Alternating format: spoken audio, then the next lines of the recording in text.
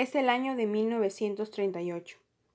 César Vallejo, el escritor peruano, fallece en París a los 46 años, a causa de un antiguo paludismo que había sufrido de niño.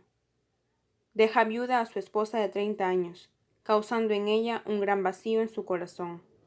También deja así obras incompletas, que no serían publicadas después de 3 décadas de su fallecimiento. Dentro de estas obras que no fueron publicadas, estando él con vida, se encuentra el cuento El Vencedor.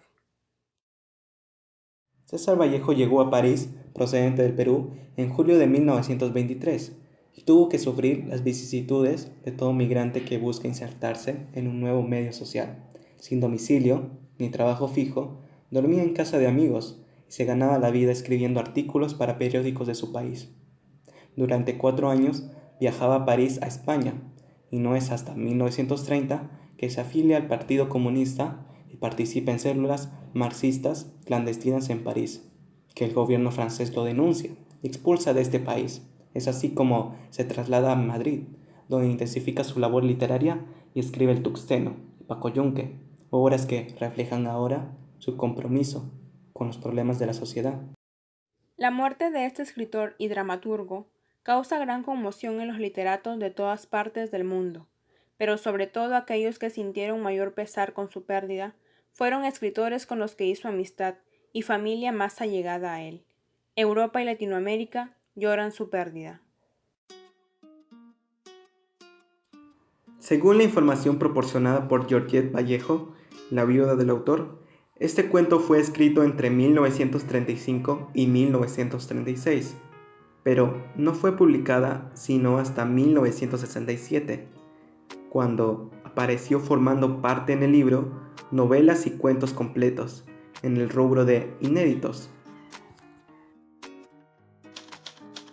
Georgette Philippa Travers fue la ferviente mujer que con su sola presencia hizo la vida de César Vallejo más llevadera. Contrae nupcias con ella el 11 de octubre de 1934, tras varios años de relación.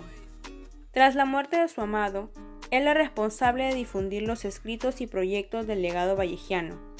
Mantuvo una dura lucha para que estos manuscritos se difundieran y un incesante combate entre las dificultades que pasó para que el recuerdo de su amado no se olvidara. El dolor del esfuerzo que tuvo que hacer, su impotencia al escuchar a los detractores de su esposo, y hasta que la propia familia de su esposo desconociera su matrimonio, no pudieron detenerla para dedicar su vida a respetar, difundir y defender la vida y obra de Vallejo. Ya habían pasado más de 12 años desde que Vallejo se había embarcado hacia Europa. Sus pensamientos y filosofías habían cambiado con todos los acontecimientos que habrían ocurrido a su alrededor. Sus constantes cambios en la dirección de su vida le habían supuesto una realidad diferente, una en la que ciertamente hay un antes y un después en la creación de sus ideas. Las novelas, poemas y cuentos que ahora escribía ya no eran una manifestación de lo bueno a lo malo, sino algo más complejo, un paréntesis entre las dos líneas que separaban el opulento con el necesitado, un área gris en donde todos los seres humanos estamos. La obra El Vencedor corresponde así a la etapa en la que el autor, deseoso de buscar nuevas formas de narrativa, explora el equilibrio entre la fantasía de sus primeras obras y el llamado realismo socialista o arte comprometido. A pesar de tener un paralelismo a su relato más famoso y celebrado, Paco Yunque, el cuento El Vencedor escapa de lo típico, ya usado en este, y su argumento, más que emparentarse, parece haberse desprendido de aquel relato. Se observa lo complicado que es la etapa de la niñez. En las pocas líneas que este cuento presenta, forma una idea burda de las personas, es decir, el mal comportamiento y trato que dan. Un escenario que es típico en la escuela, y nadie alza la voz por ser parte de lo que los niños viven. Al igual que en Paco Yunque, el autor pone como personajes principales a dos personas de distinta clase social. Pero ya no ocurre el cliché de poner a los ricos como los malvados y a los pobres como los buenos, sino más bien los pone a ambos en un nivel equitativo, pues otorga a ambos el mismo nivel de agresión, violencia y brutalidad en la pelea. Quizá el vencedor es el resultado de experiencias vividas, que muchas veces César Vallejo vio durante su vida. Quizá es el descubrimiento de una igualdad que no observó en ese entonces. Recordemos que el autor empezó a trabajar desde muy joven, lo que le hace conocer un Perú diferente, la soberbia de los poderosos y la miseria de los indígenas, a lo que él llama la cólera del pobre. El rumbo al que quiere llegar este cuento es dar por sentado que no hay ganador en esta pelea, no hay un vencedor definitivo en esta historia. Los protagonistas muestran la inevitable realidad, que en este encuentro los dos perdieron. La narración se concentra en mostrar el desarrollo de una pelea que se resuelve finalmente a favor del niño pobre, quien, a pesar de ser el vencedor, se deja ganar por la tristeza, con lo cual el título de la narración resulta irónico.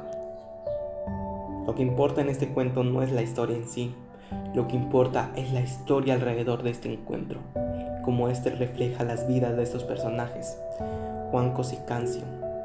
Es una historia llena de ecos que fuerzan al lector a ser imparcial, como el narrador, porque en esta historia alude a algo que resuena con estos personajes, que es la clase social y el descaro de una persona. En esta historia los personajes básicamente son cuatro: Juncos y Cancio, los adversarios; Leónidas y el narrador testigo cuyo nombre no es revelado. En torno a ellos gira el grupo de compañeros, la fugaz anciana que les llama la atención y la alusión al profesor como el único con potestad de impedir la pelea. El narrador se refiere a los estudiantes como niños, pequeños o muchachos, lo cual delimita la edad de los participantes. El autor describe objetiva y minuciosamente a Juncos, un niño de condición humilde, escueto, cetrino, descalzo y pobremente vestido.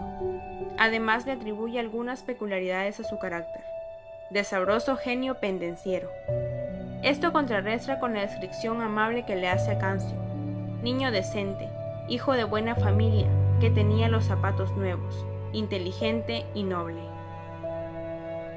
El grupo que menciona el narrador mantiene su anonimato en el montón y es nombrado como tumulto o tropel. Este conjunto de estudiantes reparte su afinidad a lo largo de la bronca hacia uno y otro de los adversarios, salvo al final, en que todo rinde su apoyo a Cancio, prodigándole palabras fraternales y de apoyo. El escenario en el que se desarrolla el relato es abierto, desplazándose de los extramuros del colegio, donde el riesgo de ser descubiertos es inminente, hacia el llamado Cerrillo, un lugar alejado en las laderas de un cerro, donde el espacio no se rige por las normas del colegio, sino por el código propio y brutal de los adolescentes. El final queda agridulce, con un sentimiento desolante, un final reflexivo para la repercusión de las acciones que unos niños no entienden del todo. La explicación del curioso final queda de más a imaginación del lector, pues puede entenderse que Juncos está consciente de la venganza que sufrirá por golpear a un miembro de una familia importante del pueblo, similar a la represión dada por mano de la aristocracia de ese entonces en contra de la clase trabajadora. El lector descubre que aun ganando la pelea en el vencedor, Juncos no logrará modificar la realidad que lo discrimina. Es verdad que Juncos gana el combate frente a Cancio, un enemigo de su clase social, pero termina solo y desmoralizado ante la inutilidad de su triunfo. Él parece comprender que su victoria es una ilusión personal que nada altera y que terminará disolviéndose en una derrota social. En esta obra literaria, Vallejo logró retratar más allá de una problemática momentánea y perteneciente a su estilo de vida, colocando en la mesa una situación vista múltiples veces, ya sean por grandes y chicos, y por sobre todo dando el coraje que algunos buscan para hallar una solución definitiva al continuo enfrentamiento dado por diferencias que pueden llegar a ser irrelevantes. Cabe resaltar que Vallejo, además de la literatura, cultivó el teatro e hizo vida política, pero lamentablemente el valor de su arte fue reconocido hasta después de su fallecimiento. Aquellas historias que escribió dejan en sus lectores grandes enseñanzas y nos llevan a la reflexión, logrando anteponerse al paso de los años. En la actualidad, se ve en los colegios el maltrato psicológico y la violencia entre los alumnos, reflejada en el bullying. Los profesores y las autoridades no hacen nada para detener este maltrato hacia un alumno vulnerable. Eso demuestra la imagen que tenemos como personas, personas que no somos empáticas con los más vulnerables.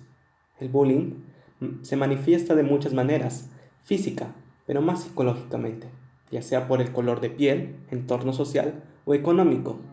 El vencedor trae un mensaje muy importante y es acerca de las diferentes clases sociales donde el más pobre puede ser vulnerable y despreciado por los demás y aún así llegar a un espíritu de lucha incomparable, el cual, a pesar de ver un final nefasto para uno, logra levantarse para defender aquello que le parece justo bajo una clara premisa: el valiente se vuelve cobarde si hay otro más valiente.